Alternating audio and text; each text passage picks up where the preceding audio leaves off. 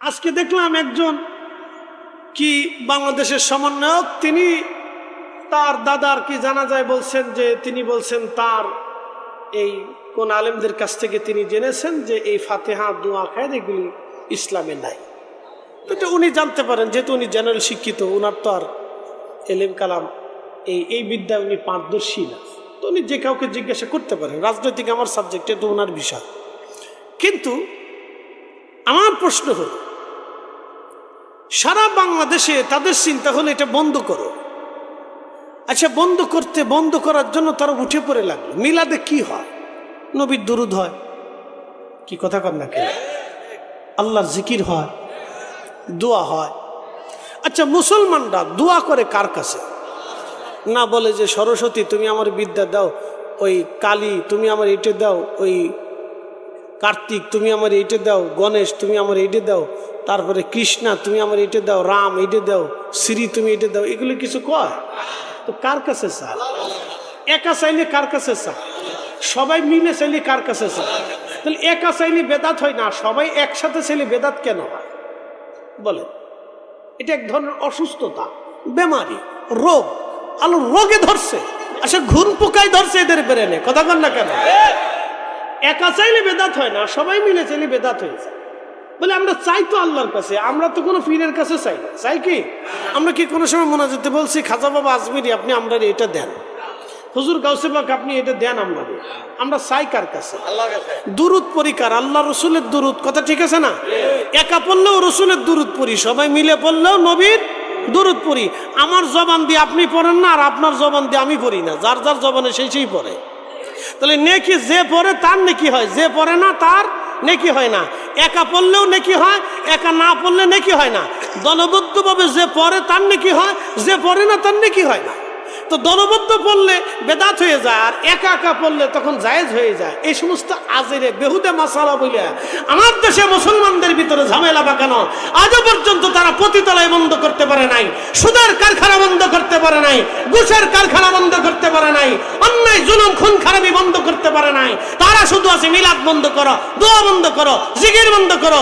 এই সমস্ত সব শয়তানের কারসাজি, কথা বলে ঠিক না?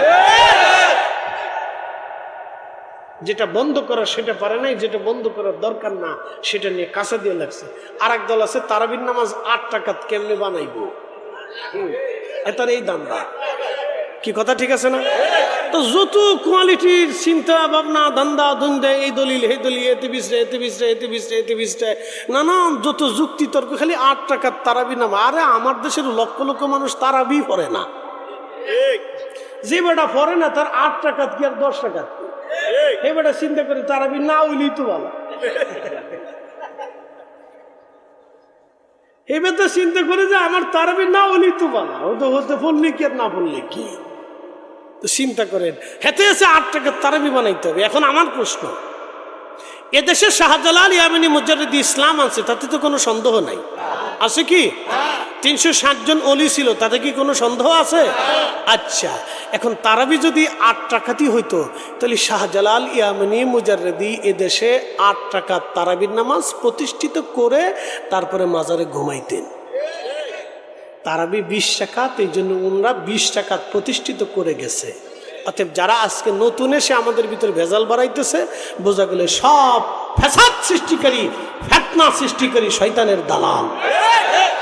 কোনো সন্দেহ? এখন আপনি কোন দলে যাবেন সেটা আপনার ইচ্ছা। আমার বক্তব্য আমি সেরে দিয়েছি, এখন কোনটা মানবেন না মানবেন সেটা আপনাদের ইচ্ছা। প্রিয় উপস্থিতি, হাসর কায়েম হবে, আল্লাহর আদালতে সবাইকে দাঁড়াইতে হবে, মনে রাখতে হবে এটা। দিন শেষে আমরা ওনার কাছে ফিরে যাব। প্রিয় বন্ধু আমার, খুব মনোযোগ দিবেন। হাজিরিন, আল্লাহ নবী বললেন মৌমাছি বলে হুজুর মধু হয়, আপনি নবীর শানে দুরূদ পড়ি, দুরূদ পড়ার কারণে আল্লাহ মধু বানায় দেয়। এখন হাকিকতের মাসালা কি বলে দিয়ে যায় আপনাদেরকে, হাকিকতের ভেদটা কি, রহস্যটা কি বলি। যদি নবীর দুরূদের কারণে মধু হয়, এই মধু সম্পর্কে আল্লাহ কোরআনে বলে দিলেন আশিফাউল লিন্নাস, আশিফাউল লিন্নাস। এই মধু হচ্ছে মানুষের জন্য শেফা, মানুষের জন্য শেফা, মানুষের জন্য শেফা। মধু কেমনে খাবেন তা বলে দিয়ে যাই। আল্লাহর নবী বললেন, আমার উম্মত হাতের তালুর মধ্যে মধু রেখে যদি তোমরা মাসে অন্তত একবারও মধু তোমরা চেটে চেটে খাও, আল্লাহ 99 প্রকার রোগ থেকে তোমাকে বাঁচাই দিবে। একবার জোরে বলবেন কি মারহাবা। বলেন এই রসের নাম কি? মধু। একসাথে বলেন কি? পৃথিবীর সমস্ত বিজ্ঞানীকে যদি এক জায়গা করে বলেন, বিজ্ঞানীরা তোমরা মধু বানিয়ে দাও, পৃথিবীর সব বিজ্ঞানী চেষ্টা করবে। আল্লাহর এই মৌমাছিরা যেইভাবে মধু বানায় আল্লাহর দেওয়া কৌশল অনুযায়ী, পৃথিবীর সব বিজ্ঞানী যদি এক জায়গা হয় তাহলেও তারা চেষ্টা করে এক ফোঁটা মধু কখনো বানাই দিতে পারবে না। কথা বলেন ঠিক কিনা? ও হাজরিন, খুবই মনোযোগ দিয়ে কথাগুলি শুনে যাবে না। পৃথিবীর সব জ্ঞান বিজ্ঞান যদি এক জায়গা হয়, আল্লাহর দেওয়া একটা চোখের মতো চোখ বানিয়ে দিতে পারবে না। বিজ্ঞানীরা এত কিছু আবিষ্কার করলো, কিন্তু আগামী মুহূর্তে তার ভাগ্যে কি আসবে সেটা আবিষ্কার করতে পারে নাই। আল্লাহ 1450 বছর আগে কোরআনে বললেন, ওমা তাদরি নাফসুম মাযা তাকসিবু গাদা। এ বান্দা, আগামী মুহূর্তটা তোমার তকদিরের মধ্যে কি আছে, ভাগ্যের মধ্যে কি আছে তুমি সেটা জানো না। ওমা তাদরি নাফসুম বিআইয়ি আরদিন তামুত। তুমি কোথায়, কোন জায়গা, কোন অবস্থায় মারা যাবা, তোমার মৃত্যু কোন জায়গা লেখা আছে তুমি জানো না। বন্ধু, প্রেসিডেন্ট পুতিন কোথায় মারা যাবে সে জানে না, প্রেসিডেন্ট ট্রাম্প কোথায় মারা যাবে সে জানে না, প্রেসিডেন্ট শি জিনপিং কোথায় মারা যাবে সে জানে না, এই সৌদির বাদশা কোথায় কোন জায়গা কখন মারা যাবে কেউ জানে না। আপনি কোথায় কখন কোন জায়গা মারা যাবেন আপনি জানেন না। আমাদের জীবন অনির্দিষ্ট, অনিশ্চয়তার একটা জীবন। আহা, এই জীবন নিয়ে আমাদের কত বাহানা, কত কারাকারি, মারামারি, লাফালাফি, কত খুন খারাপি, অন্যায় অশ্লীল। যারা ডাকাতি করে, অন্যায় করে মানুষের সম্পদ কেড়ে নিয়ে যায়, আহা, মানুষে মারে ধরে সম্পদগুলি কেড়ে নিয়ে চলে গেল। ওরা বুঝে না আগামীর জন্য কবর নিশ্চিত হয়ে আছে, কোথায় কোন জায়গা সে মারা যাবে সেও জানে না। অন্যের সম্পদগুলি যে সে ডাকাতি করে, রাহাজানি করে, অন্যায় করে, জোর করে নিয়ে গেল, এই সম্পদের জন্য কিয়ামতের ময়দানে সে আল্লাহর সামনে দাঁড়ায় যাবে। ও বান্দা, আল্লাহর বিরুদ্ধে মামলা করবি, আর সে আমার সম্পদ জোর করে হনন করেছিল, আমার রব বলবে ফায়সালা মিটায় দাও। সেই দিন সে কি করে ফায়সালা মিটাবে?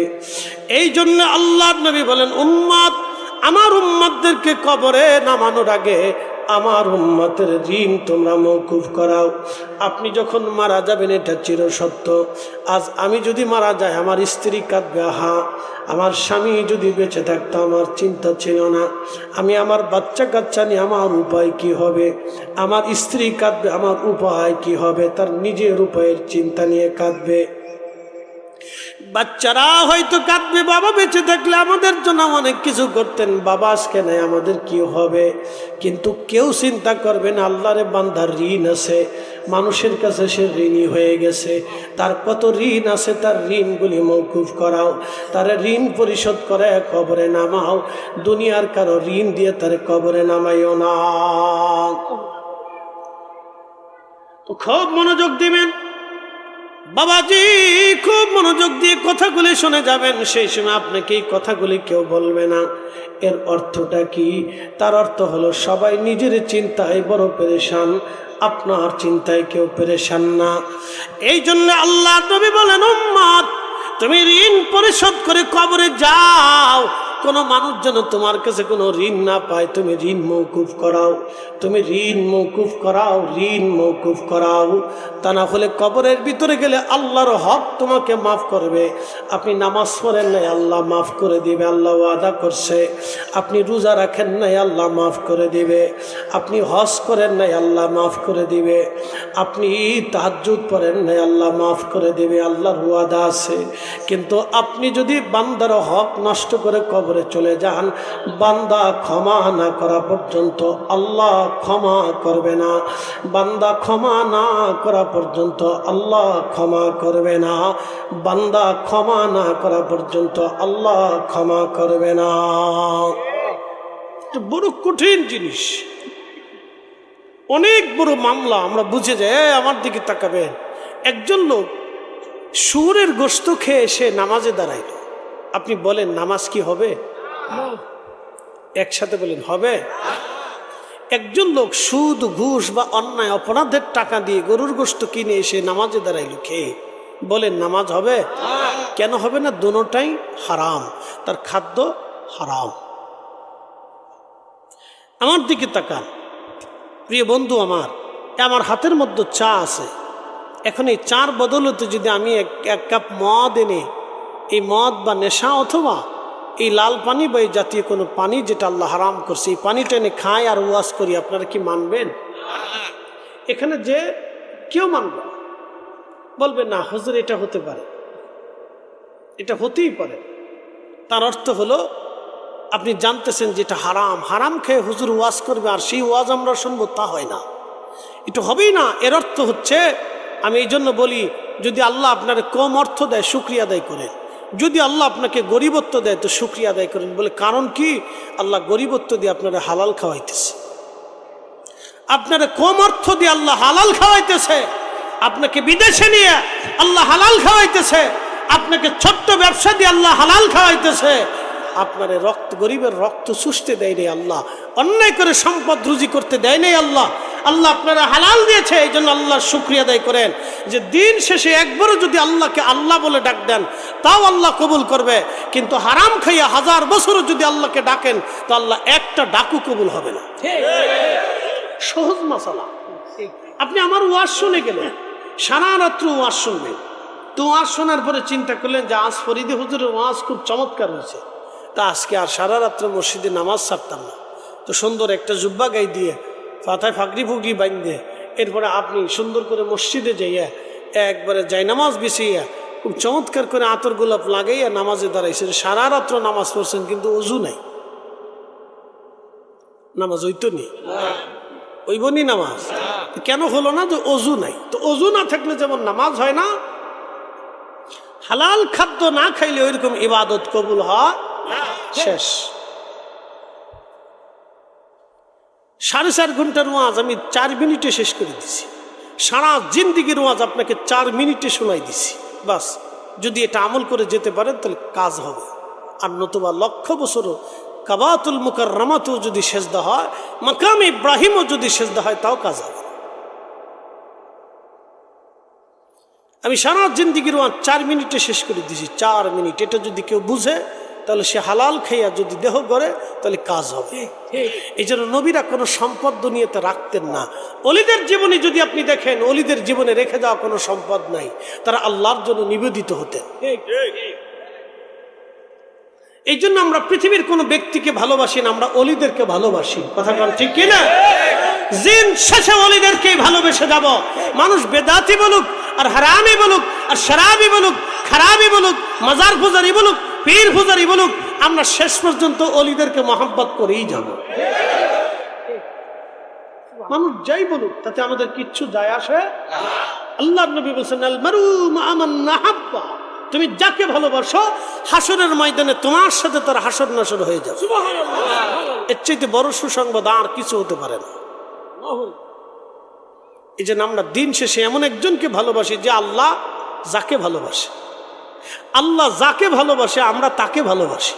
কথা ঠিক আছে না? আল্লাহ যাকে ভালোবাসে আমরা তাকে ভালোবাসি। প্রিয় উপস্থিতি হাজিরিন, এই যে আমরা বারে বারে বারে বারে নবী নবী নবী নবী নবী নবী করি, আল্লাহ রসুলের শান গাই, নবীজির গান গাই, নবীর সুনাম গাই, আপনাদেরকে রসুলের দিকে ডেকে নিয়ে আসি, আসেন আসেন আসেন। কেন আনি জানেননি? বোঝায় আপনাকে। বন্ধু খুব মনোযোগ দিয়ে শুনবেন। আল্লাহ আল্লাহ মেহবুব কাকে বলে?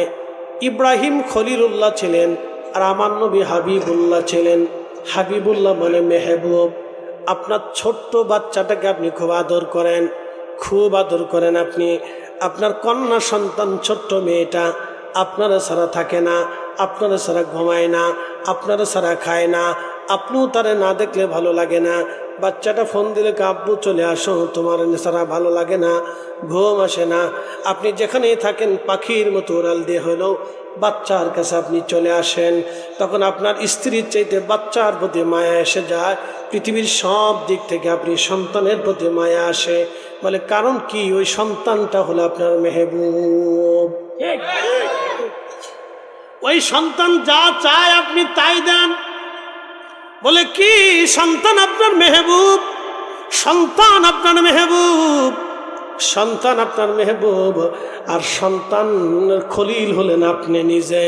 আপনি খলিল আর সন্তান হলো আপনার মেহবুব। ইব্রাহিম ছিলেন আল্লাহর খলিল। আল্লাহ যা বলতেন আমার সৈয়দনা ইব্রাহিম আলাইহিস সালাম তা করতেন। ইব্রাহিম যা বলতেন, আল্লাহ যা বলতেন, সৈয়দনা ইব্রাহিম আলাইহিস সালাম তিনি তাই করতেন। আল্লাহ বললেন, ইব্রাহিম তোমার নিজের কলিজার টুকরা সন্তান কুরবানি দাও। ইব্রাহিম হযরত ইসমাইলের সামনে দাঁড়ায় গেলেন। ইন্নী আরা ফিল মানাম, আমি বেটারে স্বপ্নের ভিতরে দেখলাম, আন্নী আযবাহু, আমি তোমারে জবাই দিচ্ছি, তোমারে কুরবানি দিচ্ছি। নবীদের স্বপ্নটা হলো ওহী, নবীদের স্বপ্ন ওহী, নবীরা যা স্বপ্ন দেখে তাহা ওহী। এই জন্য কেউ যদি বলে জিব্রাইল ছাড়া নবী কিছু জানতেন না, এটা ডাহা মিথ্যা কথা। শুধু জিব্রাইল দিয়ে নবী জানতেন না, ওহী 7 পদ্ধতিতে নবীজির কাছে আসতো। তার একটা পদ্ধতির নাম হলো স্বপ্ন, স্বপ্ন, স্বপ্ন। সূরা কাউসার স্বপ্নের মাধ্যমে নাজিল হয়েছে, আযান স্বপ্নের মাধ্যমে এসেছে। সূরা কাউসার স্বপ্নে এসেছে, আযান স্বপ্নে এসেছে, নবীদের স্বপ্ন ওহী। আল্লাহ হযরত ইব্রাহিম বলেন, আন্নী আযবাহু, আমি তোমার জবাই করতেছি। ফানজুর মাজা তারা, বেটারে তুমি কি করবা তুমি এবার বলো। হযরত ইসমাইল ডাক দেখো, আব্বা জান ইনশাআল্লাহু মিনাস সাবিরিন, অবশ্যই আল্লাহ চাহে তো আপনি আমাকে সবরকারীদের মধ্যে পেয়ে যাবেন। বাবা আপনি আমার জবাই দিয়ে দেন। সন্তান কুরবানি করার জন্য, আল্লাহকে খুশি করার জন্য ইব্রাহিম মিনা প্রান্তরে চলে গেলেন। সন্তান ছুরি ধার দিচ্ছিলেন। হযরত ইসমাইল ডাক দিয়ে বলেন, আব্বা জান, আব্বা জান, আপনি ভালো করে আমার হাত পাগুলি বেঁধে নেবেন, কারণ যখন ছুরি চালাবেন আমার ছটফট আসতে পারে। জীবনের মায়ে আমি হয়তো আপনাকে আঘাত করতে পারি, ছুরি ধরে বসতে পারি, তাহলে আল্লাহর হুকুম অমান্য হয়ে যাবে। আমার হাত পাগুলি শক্ত করে বেঁধে দিবেন, আমার হাত পাগুলি শক্ত করে বেঁধে দেবেন। জামিল ভাই জানে, মক্কাতুল মুকাররমাতে মিনা প্রান্তরে পাহাড়ের পাশে ছোট্ট টিনার উপরে সেই জায়গাটা যেখানে ইব্রাহিম আলাইহিস সালাম বেটাকে কোরবানি করার জন্য নিয়ে গিয়েছিলেন। আহা খুব সুন্দর, আল্লাহু আকবার। সৈয়দনা ইব্রাহিম আলাইহিস সালামকে ইসমাইল ডাক দেখে, আব্বা জান আমার হাত বড় শক্ত করে বেঁধে নেবেন। আব্বা জান আমার জবাই করার পরে আমার জামাটা খুলে আমার মায়ের কাছে আপনি নিয়ে যাবেন। পৃথিবীতে এই কঠিন দৃশ্যটা কোনো বাবা কোনো সন্তান সৈয়দনা ইব্রাহিমের কুরবানির ঘটনা যদি আপনি বুঝেন তাহলে কলিজা ফেটে আসবে। একজন বাবা তার সন্তানকে আল্লাহর হুকুমে নিজের সন্তান জবাই দিতে গেছে। ইসমাইল বলতেছিলেন, আব্বা জান আপনি আপনার চোখ ভালো করে বেঁধে নেবেন, কারণ আপনি যখন আমাকে কোরবানি করতে যাবেন, বাবা গো আমার চেহারার দিকে তাকালে আপনার মায়া লাগতে পারে, কারণ আমি আপনার একটা মাত্র বেটা। আব্বা জান আমার চেহারা দেখলে আপনার মায়া হতে পারে, বাবা গো আপনার চোখ আপনি ভালো করে বেঁধে নেবেন, আমার হাত পাগুলি ভালো করে বাঁধবেন, আমার উপর করে শোয়াবেন, এরপরে আমার ছুরি চালাবেন। আমার জবাই হয়ে যাওয়ার পরে আমার রক্তমাখা জামাটা নিয়ে আমার আম্মাজানের কাছে দিবেন, বলবেন আমার আম্মাজান যেন আমার জন্য দোয়া করে। আল্লাহ বানাইলেন কত জাতি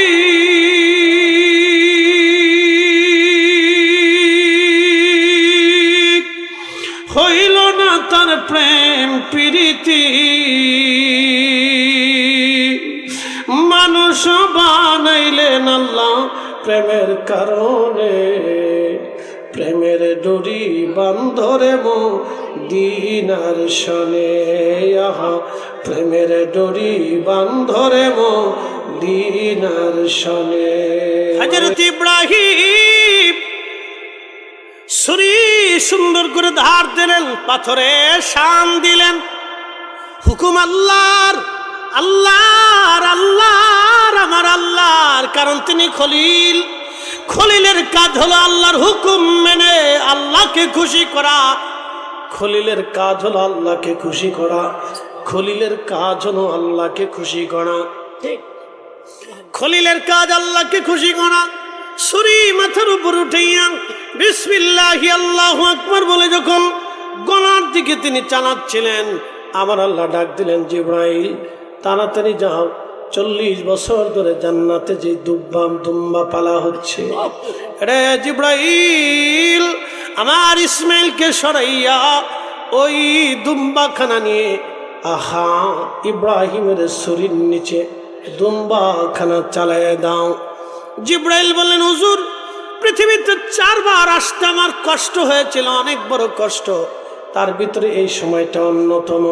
আমি তখন সিদরাতুল মুনতাহার পাশে ছিলাম, একটা দৌড় দিয়ে জান্নাতের ভিতর থেকে দুম্বাখানা নিয়ে হুজুর ছুরি পড়ার আগে ইসমাইলকে টান দিয়ে সরাইয়া ছুরির নিচে দুম্বাখানা চালায় দিলাম। একবার জোরে বলা যাবে কি মারহাবা? তিনি বলেন কুরবানি হবে কার জন্য? কার জন্য? কার জন্য? কিন্তু কুরবানি হয় এখন ফ্রিজের জন্য, কুরবানি আল্লাহর জন্য হয় না। ইব্রাহিম আলাইহিস সালাম যেইভাবে আল্লাহকে খুশি করার জন্য কুরবানি দিয়েছিলেন, আপনার গরুটা, আপনার মহিষটা, আপনার ছাগল কুরবানিটা যদি ওই উদ্দেশ্য হয়, তাহলে আপনি ফ্রিজের জন্য গোশত না রেখে একটা ভাগ নিজের জন্য জমা করে বাকিটা আল্লাহর পথে দান করে দিতে হবে। কি কথা বলেন, ঠিক না? এটা হলে কুরবানি হবে। কুরবানি হবে। আপনার দরজা থেকে গরিব ঘুরে গেল আর আপনি গোশত খেয়ে আরাম করলেন, কুরবানি হলো না। কুরবানি যদি বুঝতে হয়, সাইয়েদুনা ইব্রাহিমের কুরবানির ভেদের দিকে চলে যেতে হবে। ভেদ ভেদ ভেদ। এই জন্য আল্লাহর ওলিরা নিজের সবকিছুকে আল্লাহর কুদরতি কদমে বিসর্জন দিয়ে দিতেন। এই জন্য আশিক রসুল যারা ছিলেন তারা জীবনের সবকিছু আল্লাহর জন্য দিয়ে দিতেন। আরে সতুরার হুজুর কেবেলা কুতুবুলের সাথ একজন জেনারেল শিক্ষিত মানুষ হওয়ার পরেও নিজের জীবনের সব কিছু আমার নবীর কদমে নেসার করে দেওয়ার কারণে আজও এ দেশের মানুষ সতুরার হুজুর কেবলাকে স্মরণ করে দোয়া করে। এটি বুঝতে হবে, বুঝতে হবে। অমূল্য অতুল্য এই প্রেম কয়জনে বুঝে, অমূল্য অতুল্য এই প্রেম কয়জনে বুঝে। ওরে ধনী মানি পাই না যারে, ওরে ধনী মানি পাই না যারে, পায়া সে কানে। অমূল্য অতুল্য এই প্রেম কয়জনে বুঝে, অমূল্য অতুল্য এই প্রেম কয়জনে বুঝে।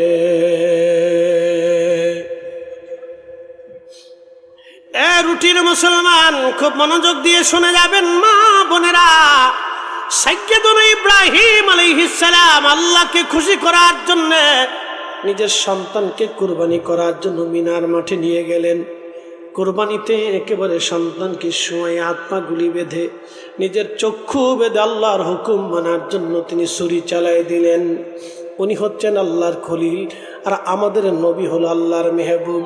বলে ফরিদ হুজুর মেহবুব কি? মেহবুব বোঝানোর জন্য এখন চলে যাই। আমার নবীজির মন বেজার, মন বেজার, মন বেজার। বলে কেন বেজার? সাহাবীরা এসে বলেন, ইয়া রাসূলুল্লাহ, আমাদের হায়াত কম, আমাদের নেকি কম। আমরা শুনছি আগের জমানার উম্মতেরা দীর্ঘদিন পর্যন্ত তারা বেঁচে থাকতো, কারো 800 বছর, কারো 600 বছর, কারো 500 বছর ধরে দুনিয়াতে হায়াত পাইতো। 500 বছর ধরে তারা রোজা রাখতো, সারা রাত আল্লাহর ইবাদত করত, সারাদিন আল্লাহর জিহাদের ময়দানে কাটায় দিত। ওগো নবীজি, নবী গো, আজ আমরা হায়াত আমাদের কম, নেকি আমাদের কম, কিয়ামতের ময়দানে আমরা সবার পিছে পড়ে যাব, আমরা লজ্জিত হয়ে যাব। আমার নবীর মন বেজার। হা, কথা তো সত্য। আহা, কিয়ামতের ময়দানে আমার উম্মতের কি হবে, উম্মতের কি হবে, উম্মতের কি হবে? আপনি একটু বুঝেন, আমার নবী উম্মতের চিন্তা আর আমার আল্লাহ তার হাবিবের চিন্তা। আল্লাহ বন্ধুর পাগল, বন্ধু উম্মতের পাগল, আর আমরা হইছি দুনিয়ার পাগল। আল্লাহ বন্ধুর পাগল, বন্ধুর আশিক। আল্লাহ তার বন্ধুরে মেহবুব বানাইলো। মনোযোগ দেন, বন্ধুর মন বেজার হয়ে গেল, মন ভালো না, মন ভালো না, মন বেজার, মন বেজার। আমার আল্লাহ মন খুশি করার জন্য সাথে সাথে আয়াত আল্লাহ নাজিল করলেন, ইন্না আনসালনাহু ফি লাইলাতিল কদরি ওয়া মা আদরাকা মা লাইলাতুল কদর লাইলাতুল কদরি খায়রুম মিন আলফি শাহর। একবার জোরে বলা যাবে কি মারহাবা? শ্রেষ্ঠ নবী দিলাম রে তরিয়ে নিতে রোজ হাসরে, শ্রেষ্ঠ নবী দিলাম রে তরিয়ে নিতে রোজ হাসরে। পথ না ভুলি তাই তো দিলে পাক কোরআনের বাণী, খোদা তোমার মেঘের বাণী। ঠিক না? খোদা তোমার মেঘের বাণী। সুন্দর ফল, সুন্দর ফল, মিঠা নদীর পানি, খোদা খোদা তোমার মেঘের বাণী। আল্লাহর সাথে সাথে বন্ধুরে খুশি করার জন্য আল্লাহ আয়াত নাজিল করে দিলেন। আল্লাহ আয়াত নাজিল করে, হাবিব, এই কোরআন, যে কোরআন আমি আপনার কালবের মধ্যে জমা করেছি, বন্ধু, এটা আমি আল্লাহ কদরের রাত্রিবেলা নাজিল করেছি। আপনি জানেন কদরের রাত কি? ওয়া মা আদরাকা মা লাইলাতুল কদর। নবী গো, জানেন কি কদরের রাত কি? লাইলাতুল কদরি খায়রুম মিন আলফি শাহর। 1000 মাসের চাইতে দামি একটা রাত। একসাথে বলেন আল্লাহু আকবার। হাত উঁচা করে বলেন ইয়া রাসূলুল্লাহ। এই নবীর উম্মত হওয়ার কারণে আল্লাহ আমাদের কত দাম দিয়ে দিল।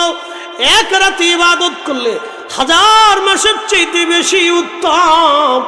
নেক আমল করলে যেই মর্তবা, এক রাত ইবাদত করলে তার চাইতে বেশি মর্যাদা আমার আল্লাহ দিয়ে দিবে, শুধু নবীর কারণে। কারণ তিনি মেহবুব, মেহবুব, মেহবুব, মেহবুব। ইব্রাহিম খলিল খুশি করতেন আল্লাহকে, আর আমার আল্লাহ খুশি করতেন আমার নবীকে। জোরে জোরে জোরে জোরে জোরে। তিনি মেহবুব, মেহবুব, মেহবুব, মেহবুব, তিনি মেহবুব। তিনি মেহবুব মেহবুব। আল্লাহর হাবিব মন বেজার হলে আল্লাহর সাথে সাথে আয়াত নাজিল করতেন। আল্লাহর নবীর কোনো কারণে মন বেজার করলে সাথে সাথে আল্লাহ সুসংবাদ জানাইতেন।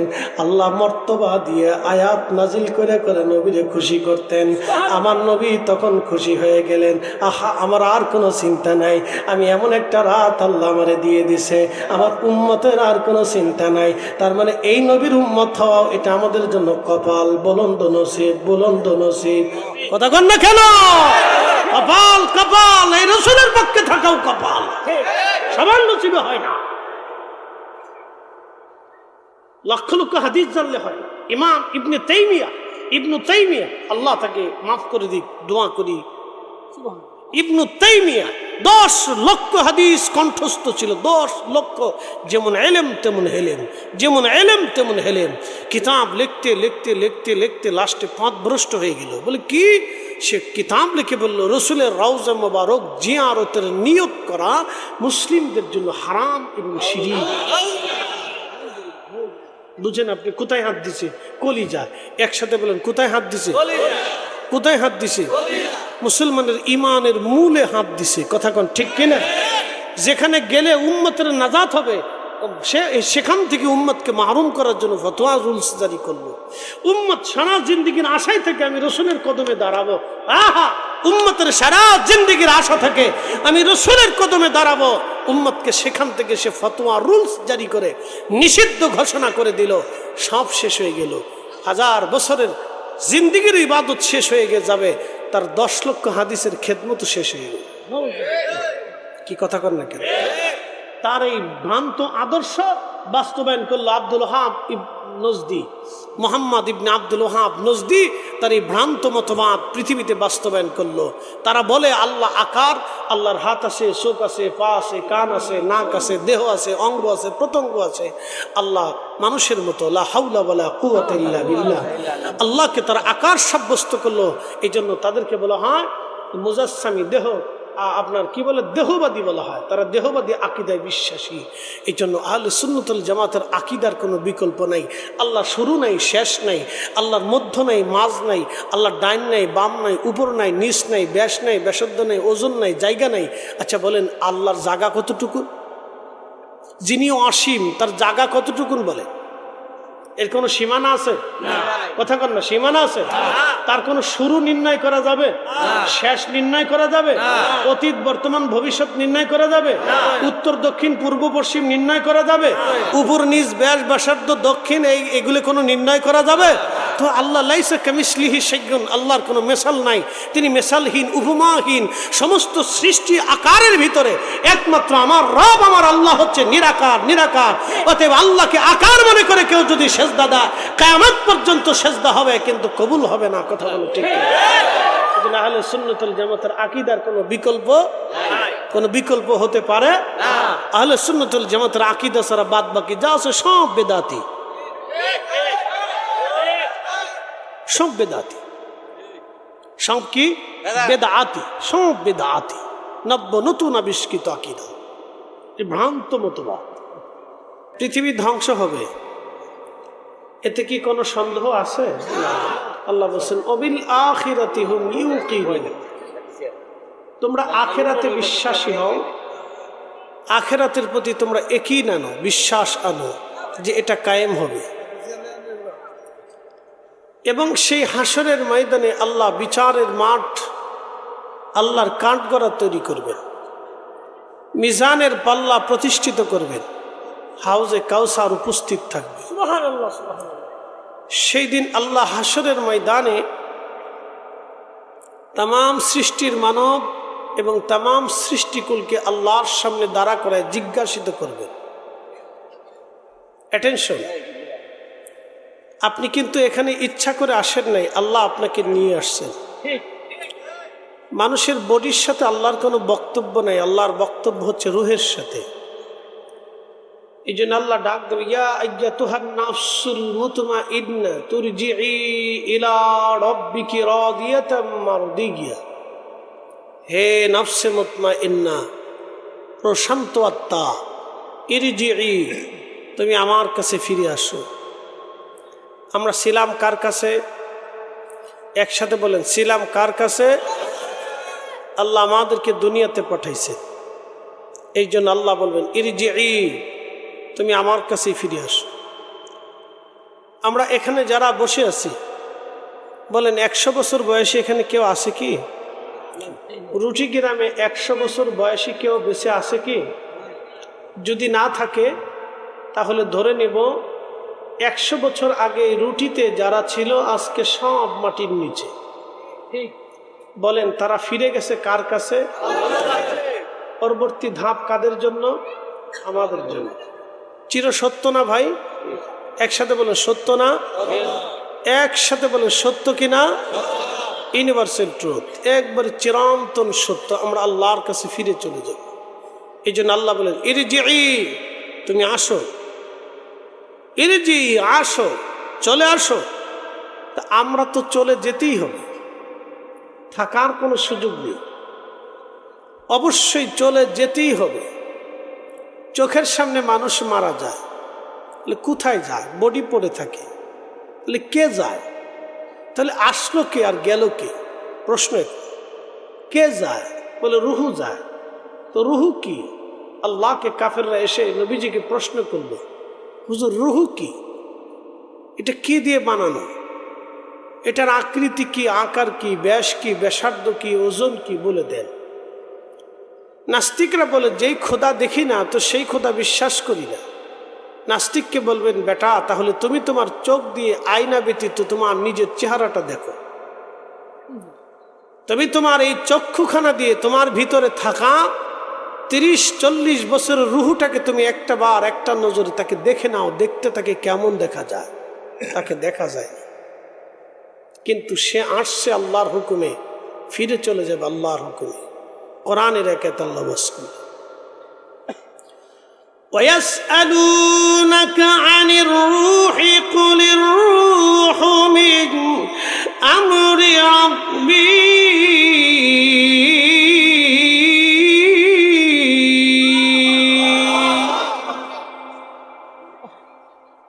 নবী গো, পাড়া বন্ধু আমার, মুশরিকরা আপনাকে সে রুহু সম্পর্কে জিজ্ঞাসা করে, আপনি বলুন এটা আল্লাহর একটা হুকুম মাত্র। হুকুমে আসছে, হুকুমে চলে যাবে। হুকুম হয়ে গেলে 1 সেকেন্ডও পৃথিবীতে টিকে থাকার মতো কারো সুযোগ নাই। কি রাশিয়ান প্রেসিডেন্ট, কি আমেরিকান প্রেসিডেন্ট, কি চাইনিজ প্রেসিডেন্ট, কি পৃথিবীর জাতিসংঘের মহাসচিব বলেন, মহাকাশ সবচেয়ে বিজ্ঞানীদের প্রধান বিজ্ঞানী বলেন, চিফ বলেন, অথবা পারমাণবিক বিজ্ঞানীদের চিফ বলেন, অথবা পৃথিবীর সবচেয়ে বড় প্রসিদ্ধ চিকিৎসা বিজ্ঞানী বলেন, অথবা আপনি যাহা বলেন, মানুষ কলিজা কেটে বের করে ছিদ্র করে রিং ঢুকিয়ে তারপরে আবার সেটাকে যথাস্থানে স্থাপন করে দিয়ে বক্ষ সেলাই করে আপনাকে সঞ্চালন করে দিতে পারে। কিন্তু এই মানুষ আল্লাহর দেওয়া একটা চোখের মতো চোখ তৈরি করতে পারে না। কথা বলে ঠিক না বেটি? আমরা অসহায় কার কাছে? আল্লাহর কাছে। ফিরে চলে যাব কার কাছে? আল্লাহর কাছে। কোনো সন্দেহ নেই। ইরজিই, আমার কাছে আসো। আল্লাহ ডাক দিবে ইরজিই ইলা রাব্বিকি রাদিয়াতাম মারদিয়া, তুমি আমার সন্তুষ্টির দিকে আসো। এখন আল্লাহকে সন্তুষ্ট করতে হবে। আমাদের কাজ হচ্ছে আল্লাহকে সন্তুষ্ট করা। এখন প্রশ্ন, ফরিদে হুজুর আল্লাহকে কি করে সন্তুষ্ট করব? কি করলে আল্লাহ সন্তুষ্ট হবে? আল্লাহ কোরআনের আয়াতে বলে দিছে। কষ্ট হবে বুঝতে? কথা কি বোঝা যায়? হ্যাঁ, বুঝতে হবে, ওয়াজ শুনে যেতে হবে, বোঝাটা জরুরি। প্রশ্ন রাখবেন ফরিদে হুজুর তাহলে আল্লাহকে কি করে সন্তুষ্ট করা যাবে? আল্লাহ তার উত্তর দিয়ে দিছে কোরআনের আয়াতে এইভাবে, قُلْ إِن كُنتُمْ تُحِبُّونَ اللَّهَ فَاتَّبِعُونِي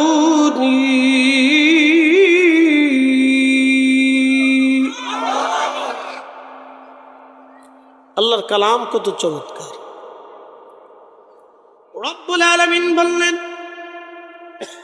হাবিব উম্মতকে বলে দেন, জানিয়ে দেন, চূড়ান্ত ভাবে কেউ যদি আমি আল্লাহকে মানতে চায়, চূড়ান্ত ভাবে কেউ যদি আমি আল্লাহকে খুশি করতে চায়, চূড়ান্তভাবে আমি আল্লাহর জন্য সবকিছু যদি করতে হয়, বন্ধু আপনি বলে দেন ফাত্তাবিউনি, সে যেন চূড়ান্তভাবে আপনি নবী মেনে নেয়, তার জীবনে যেন চূড়ান্তভাবে আপনি নবী মেনে নেয়। আপনি নবী মানলে আমি আল্লাহ মানা হবে, আপনি নবী ভালোবাসলে আমি আল্লাহ ভালোবাসা হবে, আপনার জন্য জীবন দিলে আমি আল্লাহর জন্য জীবন দেওয়া হবে, আপনার মত মানলে আমি আল্লাহর মত হবে, আপনি নবীর পথ মানলে আমি আল্লাহর পথ হবে, আপনি নবীর দল হলে আমি আল্লাহর দল হবে, আপনি নবীর অনুসরণ হলে আমি আল্লাহর অনুসরণ হবে।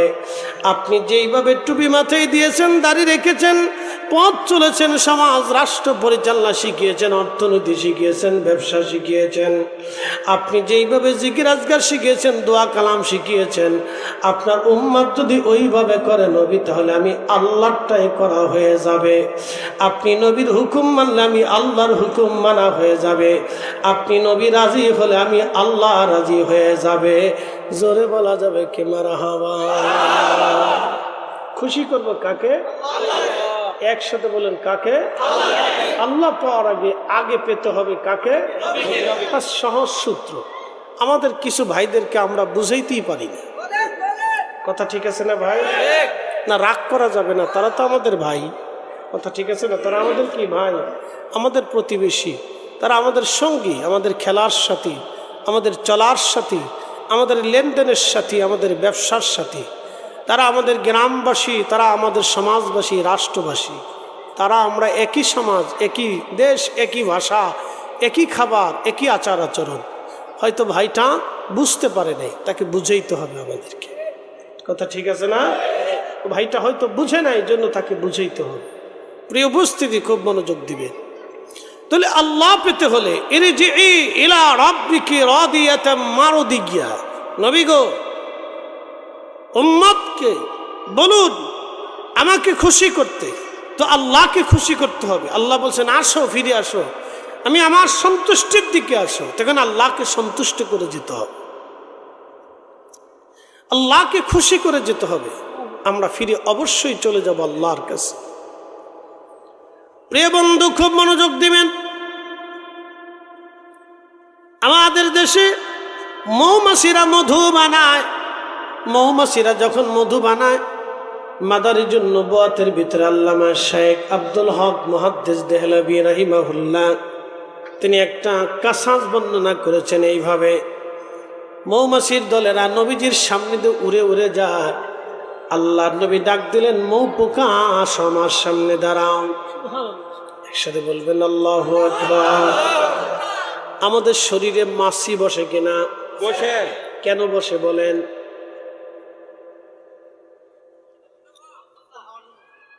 মাছি কি রক্ত খায়? না না। মাছি কেন বসে? অবশ্যই আমার শরীরে কোথাও না কোথাও ময়লা আছে, অথবা ঘাম আসার কারণে সেখানে ব্যাকটেরিয়া হওয়ার কারণে একটু দুর্গন্ধ আসতে পারে, এই জন্য মাছি আসতে পারে, হতে পারে, আসতে পারে। তো মাছি বসে কারণ তো আমাদের সাধারণত যখন শরীরে ময়লা থাকে অথবা ঘামের কারণে ব্যাকটেরিয়া হওয়ার কারণে এই দুর্গন্ধ আসার কারণে মাছি আসতে পারে। কিন্তু সারা জীবনে আমার রসুলের শরীর মোবারকে, জেসেম মোবারকে মাছি কখনো বসে নেই। একসাথে একসাথে আরো জোরে। তো যে ভাইগুলি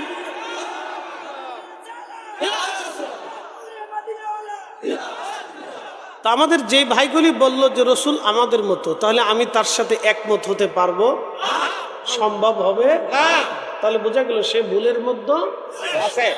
আমার ওই ভাইকে ভুল থেকে বের করে নিয়ে আসতো। কথা ঠিক আছে না ভাই? গাইলে আনবো রাগ করে, ফিটাইয়া, মারামারি করে? না না না, মহাব্বত দিয়ে, ভালোবাসা দিয়ে আনতো। এই জন্য গালিগালাজ করে না। উদউ ইলা সাবিলি রাব্বিকা বিল হিকমাতি ওয়াল মাউঈদাতিল হাসানা। আল্লাহ বলছেন আমি আল্লাহর দিকে তোমরা মানুষদেরকে ডাকো উত্তম শব্দমালা দিয়ে, হিকমতপূর্ণ কথা, বাক্য, কার্যকলাপ দিয়ে ডাকো। এই হিকমতের কারণে আমরা সুন্নিরা পিছিয়ে পড়ছি, বাতিলরা আগায় গেছে। কথা ঠিক আছে কিনা? হেকমতের কারণে আমরা পিছে পড়ে গেছি, আমরা হেকমতের জন্য পিছে পড়ে গেছি। তো খুব মনোযোগ দিবেন হাজিরিন। আমাদের শরীরে মশা বসে কিনা? মশা। আচ্ছা, আপনি এখানে যারা ডাক্তার আছে তারা জানবেন, মানব শরীরের বিভিন্ন মানুষের শরীরে বিভিন্ন রক্তের গ্রুপ আছে। আচ্ছা ঠিক আছে, ওই ঘুরে ফিরে একই কথা আমার। খুব মনোযোগ দেন, খুব মনোযোগ দিবেন। তো মশা রক্ত না, ঠিক আছে, অসুবিধা নেই। মশা রক্ত পান করে। আমার দিকে তাকাবেন, দেখেন আল্লাহর সায়েন্স, আল্লাহ কত বড় বিজ্ঞানী, আল্লাহ কত বড় কুদরতওয়ালা। আপনি একটু বোঝার চেষ্টা করেন যে মশা রক্ত পান করে। তা আপনার শরীরে কি রক্ত? যেমন আমারটা এবি পজিটিভ, বলে দিই, এটা সাধারণত পাওয়া খুব কষ্ট। এবি পজিটিভ এটা খুব মানে দুর্লভ রক্ত, খুব সহজে পাওয়া যায়। তো এবি পজিটিভ, তা আমার মশায় কামড়ায় বেশি। আমি বাসায় ফিরলে মশা খুব ঘিরে ধরে। তো মশায় যখন বেশি কামড়ায় তখন আমার বাচ্চারা বলে যে বাবা মধু খায়, এই জন্য মশায় মধু খাই বাবারে ধরে। তাই ওই যে মাঝে মধ্যে মধু খাই, বাচ্চারা দেখে ওদেরকে খাওয়াই। মধু কেন খাই? মধুর ওয়াজ পরে করতেছে, মশারটা করে দিয়ে যাই। দেখেন আল্লাহ কত বড় কুদরতওয়ালা। এই যে মশা, আমার যে মশা গ্রুপ, আমার যে বি পজিটিভ, এই মশা আছে, সে ৪৫ কিলোমিটার দূর থেকে এসেও আমার কামড়াবে। ওর নাকে কোনো ল্যাব লাগে না, কোনো পরীক্ষা নিরীক্ষা যন্ত্রপাতি কিচ্ছু লাগে না। মশার নাকে আল্লাহ চোখে এমন এক রাডার স্থাপন করে দিলেন, আপনার যদি এ পজিটিভ হয়, বি পজিটিভ হয়, এ নেগেটিভ হয় বা ও নেগেটিভ হয়, যে রক্তই আপনার হোক না কেন, সেই রক্তের মশা যেখান থেকে হোক উড়ে এসে আপনারে কামড়াবে। অন্য কোনো পজিটিভ রক্ত মশা ধরবে না। তাহলে এই মশার নাকে চোখে আমার আল্লাহ রাডার দিয়ে দিলেন। একসাথে বলবেন আল্লাহু আকবার। মশা যদি ৪৫ কিলোমিটার দূর থেকেও রক্তের ঘ্রাণ পায়, তাহলে রাসূল করিম সাল্লাল্লাহু আলাইহি ওয়াসাল্লাম, তিনি तमाम সৃষ্টির ফাউন্ডেশন, আল্লাহ তাকে এমন এক মহা সুপ্রিম পাওয়ার দিয়েছেন, মদিনাতুল মুনাওয়ারা বসে तमाम সৃষ্টি দেখার ক্ষমতা আমার রাসূল রাখে। কথা বলুন ঠিক না? এই ছোট কথাটা আমরা মানুষদেরকে বুঝাইতে অক্ষম হচ্ছি। অনেক ভাইরা বুঝতে চেষ্টা করে, বলে এটা কি করে সম্ভব? আমি একটা ওয়াজ করেছি, হুজুর গাউসে পাক রহিমাহুল্লাহর এক মুরিদ ইমাম মোল্লা আলী কারি মক্কি হানাফি আর নুজহাতুল খাওয়াতিরের মধ্যে তার এই কারামত লিখছেন যে সে ৭০ বার জানা করবে। তো হুজুর গাউসে পাক রহিমাহুল্লাহ মুরাকাবা লৌহ মাহফুজ দেখে বললেন, ইয়া রব, আমার মুরিদ সে জাহান্নামে চলে যাবে গুনাহ করে, আল্লাহ তুমি তার হেফাজত করো। তো আল্লাহ রাব্বুল আলামিন তাকে বাঁচাইলেন, কিন্তু বাঁচানোর পদ্ধতিটা হলো তারে আল্লাহ একই রাতে ৭০ বার স্বপ্নদোষ দিলেন। আল্লাহু আকবার। এখন অনেক ভাইরা বলতেছে এটা কি করে হয়?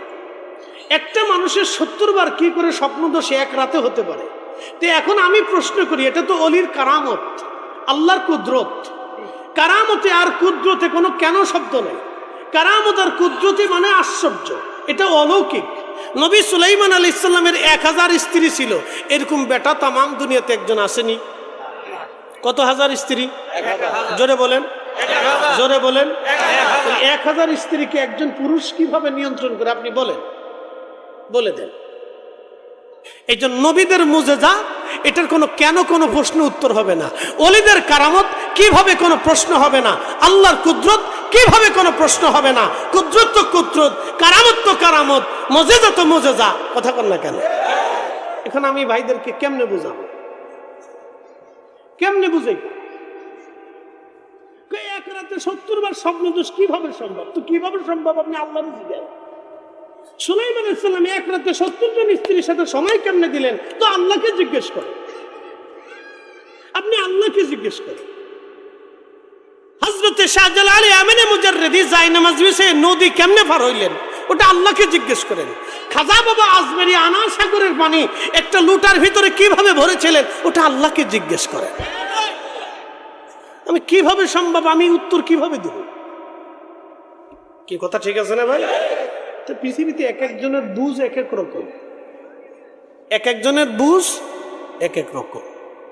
এই জন্য সবাইরে বুঝাইয়া একমতে আনা এটা খুব দুষ্কর, তারপরেও চেষ্টা করতে হবে। অ্যাটেনশন, আমার দিকে তাকান। আমি কোনো ধর্মকে কটাক্ষ করতেছি না, বোঝার জন্য বলতেছি। ভারতের নাগা সাধু কুম্ভ মেলা হয়, ভারতের কুম্ভ মেলা নাগা সাধু আসে, লক্ষ লক্ষ সাধু তারা উলঙ্গ থাকে। এই আমার দিকে তাকান, অ্যাটেনশন। লক্ষ লক্ষ সাধু কি থাকে? একসাথে বলেন, উলঙ্গ। জোরে বলেন, কি থাকে? উলঙ্গ। নারীরা সাধুর সামনে যায় মাথা নত করে পড়ে থাকে। আচ্ছা বলেন তো, লক্ষ লক্ষ নারী পুরুষ ওই উলঙ্গ সাধু দেখতেছে, তারা উলঙ্গ থাকে, ল্যাংটা থাকে। আচ্ছা বলেন, লক্ষ লক্ষ ল্যাংটা সাধু ল্যাংটা থাকে, নারীরা তাদের সামনে দিয়ে যায়, তারা বসে থাকে, নারীরা তাদের সামনে সেজদা দেয়। বলেন, আপনি বলেন তো, এই লোকদেরকে আমরা কখনো বুঝাইয়া লা ইলাহা ইল্লাল্লাহ মুহাম্মাদুর রাসূলুল্লাহ সাল্লাল্লাহু আলাইহি ওয়াসাল্লাম এই পতাকার নিচে আমরা তাদেরকে আনতে পারি নাই? যদিও জানে যে এই ল্যাংটা উলঙ্গপনা এই পৃথিবীতে এই আধুনিক জমানাতেও এটা অসমীচীন, এটা যদিও সামাজিক কোনো কর্মকাণ্ড না, তারপরেও মানুষ তাদেরকে আমরা বুঝাই আল্লাহর প্রতি আনতে পারি না। তো সবাই যে একমতে আসবে তা কিন্তু না, কথা ঠিক আছে না? সবাই যে সুন্নি হবে তা কিন্তু না, সবাই হুজুর গাউসে পাককে মেনে নেবে তাও কিন্তু না। যে মানবে সে ভাগ্যবান, যে বুঝবে সে ভাগ্যবান, যে কবুল করবে সে ভাগ্যবান, যে আহলে সুন্নাতুল জামাতের কাতারে আসবে সে ভাগ্যবান। সবাই আসবে না, আমাদের দাওয়াতের কাজ চালাই যেতে হবে, কথা ঠিক আছে না? আমরা যারা আসছি আমাদের বুলন্দ নসিব, এখানে সবাই আসতে পারবে? আল্লাহ যাকে কবুল করছে সে আসছে, এটা বুলন্দ নসিব, বুলন্দ নসিব। শাহ জালালি আমিনী মুজাররিদিরে সবাই পাইছে, ওই জমানায় ওনাকে যারা পেয়েছিল তাদের বুলন্দ নসিব। খাজা বাবা আজমিরিকে সবাই পেয়েছে না, ওই জমানায় যারা পেয়েছিল তাদের বুলন্দ নসিব। আমার রসুলকে কি সবাই পেয়েছে? না। ১৬ লক্ষ সাহাবী আমার রসুলের দর্শে বসেছিল, ১৬ লক্ষ সাহাবীর জিন্দেগি বুলন্দ হয়ে গেল শুধু নবীর সহবতে থাকার কারণে। কথা বলেন ঠিক না? এই জন্য সবার নসিব এক হবে না। প্রিয় উপস্থিতি হাজিরিন, খুব মনোযোগের সাথে কথাগুলি শুনবেন। বাবাজি আমার, মশার কথা বলছিলাম, এখন মৌমাছির দিকে চলে যাই। মৌমাছি দেখবেন নবীজির সামনে দিয়ে উড়ে যাচ্ছে। নবীজি বললেন, মৌমাছি বলো তো তোমরা মধু কিভাবে বানাও? মৌমাছি ডেকে বললেন, ইয়া রাসূলুল্লাহ, ইয়া হাবিবাল্লাহ, আমরা সারা অঞ্চল থেকে বিভিন্ন ফুল থেকে রস আনি। কোনো রস মিষ্টি, কোনোটা তিতা, কোনোটা লোনতা, কোনোটা পাইনসা, কোনোটা টক, বিভিন্ন রকমের রসগুলি এনে আমরা মধু চাকের মধ্যে রেখে দেই। নবী গো, মধু তখনও মধু হয় না যখন আপনি নবীর শানে দুরূদ শরীফ পড়ি। আমার আল্লাহ দুরূদের কারণে ওই সব ফুলের রসগুলিকে একত্রিত করে আমার রব আমার আল্লাহ চাকের মধ্যে মধু বানায়া দেয়।